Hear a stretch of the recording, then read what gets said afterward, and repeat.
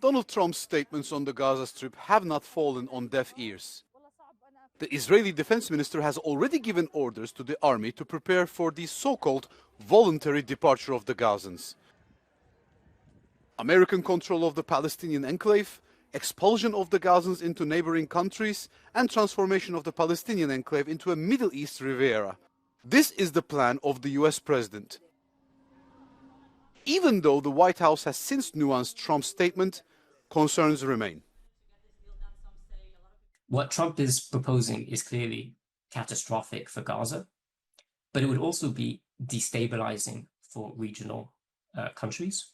It would be destabilizing for the broader region itself, and it would also have negative impacts on Europe itself. So let's for a second imagine 1 million Gazans being moved to Egypt, to a country with limited economic opportunities, a country with which they themselves, Gazans themselves, have little connection with, besides being neighbors. Do people really think that 1 million Gazan refugees will stay in Egypt? No.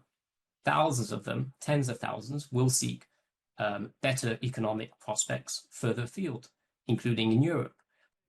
The US president has repeatedly suggested that 1.8 million people from Gaza could be displaced to the neighboring countries.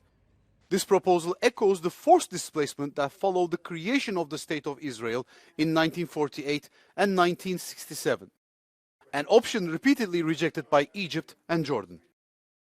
This would be hugely controversial among the Arab people who would see this as aiding and abetting the effective ethnic cleansing of Palestinians from their land. And in the case of Egypt, for instance, would be hugely controversial within the military and the security establishment, who have long seen this question of Gaza and the displacement of Gazans as something of a red line. The European Union has merely reiterated its support for the two-state solution and stated that Gaza is an integral part of a future Palestinian state.